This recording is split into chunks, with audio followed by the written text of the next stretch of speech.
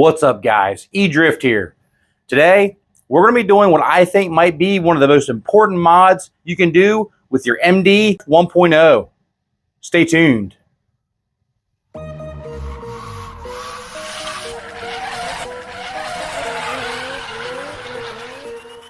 Watch me go, never slow, make 'em roll. Watch me go, watch me So make sure you check out my other video on this, putting this thing together. Really awesome chassis, really been liking it, feels really good around the track. However, I did notice there is some room for improvement with the steering rack. Quite a bit of play I noticed in the steering rack and the bearings itself. So here's an example of the amount of slop up and down movement that the stock steering rack is getting. I don't see any way that I can adjust the bearings itself. I looked in the manual. I didn't see anything in the instruction manual that said anything about how to tighten up the rack enough to where it's going to make a huge difference. And you can see here we have a little note that says the bearing in the front need fixes at the position where the rack rail operates smoothly without play. So as far as I can tell, that is the only adjustment I see to be able to tighten up the slide rack. We're going to be installing the Team Direct Drive steering upgrade, as well as the aluminum upper arms, and all the links will be in the description for these, as well as the quick release battery mount. Let's go ahead and get this installed on the MD 1.0. That's going to attach directly to the aluminum steering rack. It comes with some little hardware, as well as some different size bearings. All right, so we take the car here. First thing we're going to need to do is we're going to need to go ahead and take out these 4 screws holding in these carbon brace plates that go across the whole entire length of the chassis. So we have 2 screws here and 2 screws here. We're going to go ahead and remove the servo horn from the servo as well. We're going to go ahead and take some screws out of the bottom. In order to get to these screws a lot easier here on the side for the chassis plates, we're going to go ahead and remove the tires and wheels. You can just see how much play is in this steering rack. Still has a smooth turn, but you can just see how it's moving up and down. And if you look right there, you can see a lot of it is moving between the actual servo horn and the linkage that goes to the servo horn. By the way, I've checked these bearings. They are completely tight. I've tried loosening them. I've tried tightening them. Nothing really seems to be a permanent fix for the stock configuration to eliminate all of this wobble that we get on the front ends.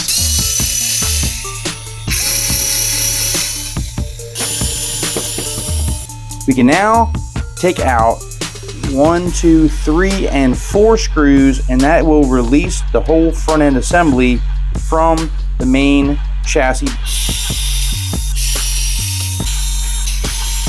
Make sure to unplug your steering servo. And now the whole entire front assembly can be separated and look something like this. Now, even with all that removed, there's still a little bit of work that we need to do to be able to gain access to the steering rack assembly. So we're going to remove the steering linkage rods here on the front knuckles. We're going to remove one here and one here. That'll free up the rack from the actual front knuckles. And then we're going to go ahead and take the 2 front shocks off as well. Should be able to remove these 2 screws here in the bottom. Should free up the shock tower along with the steering rack. I will remove the shock tower assembly along with the steering rack.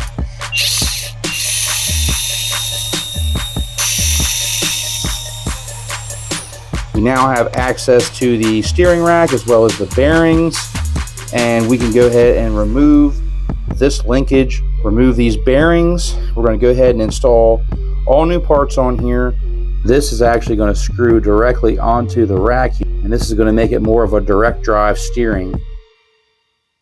So if we take a look at the bearing that comes in the kit, we have 1.5 millimeter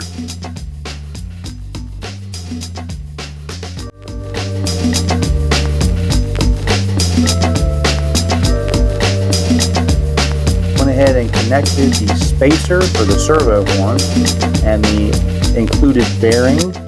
We've got the steering rack installed, and you can kind of see how it works now. When we go back and forth on the steering rack, you see the little carbon piece moving.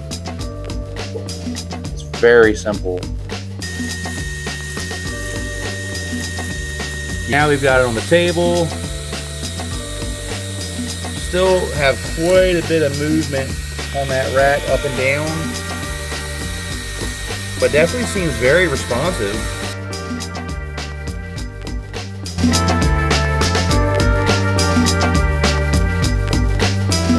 So when you switch up and use these arms here, the ball cups that they give you are too large for the stock.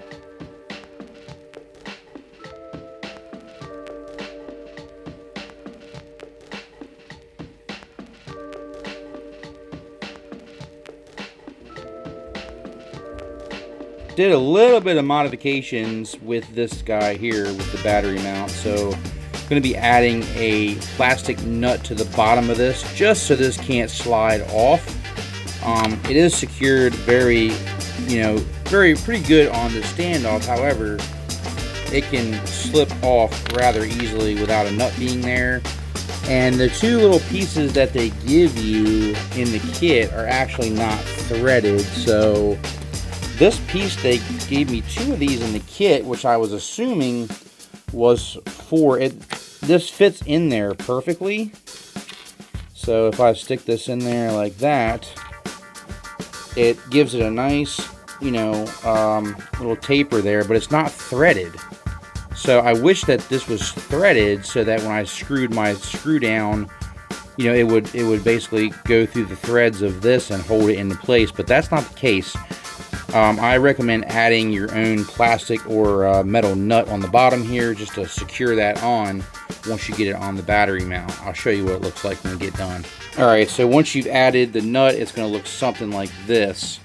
I really wish they would have included the nut in the kit, or at least had that metal piece threaded, but there you go. That's how it works. Really, really cool design, and you can open either end, which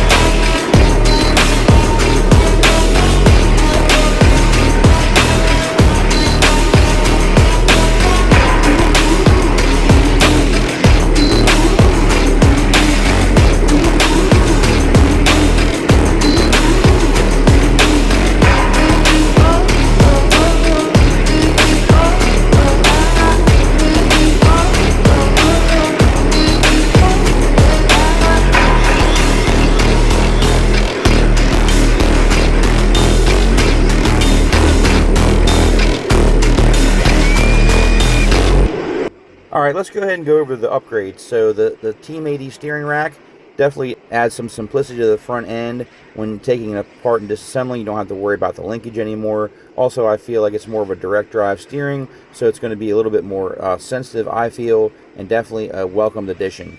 The upper arms was definitely a must for this chassis. You must get those upper arms because it really tightens everything up, really gives the front end a lot more grip, locks everything in as a really welcomed upgrade. And the battery upgrade as well, the battery tray was really nice. It makes it way more convenient. You don't have to worry about screws coming loose. Everything just clicks into place very well, and definitely highly recommend installing those nuts like I showed you in the video. Thank you guys so much for watching. I'll put the links down in the video description. However, the Team AD steering mod at the moment is a little bit difficult to find in stock. They do carry it at Super G as well as a couple other vendors overseas. I was able to snag one over in the UK, and the shipping actually wasn't that bad. It took about 4 or 5 business days. Pretty impressed with the shipping time on that. So I'll make sure that I put the links, multiple links, down in the video description. Thanks so much for watching, guys. Until next time, E-Drift out.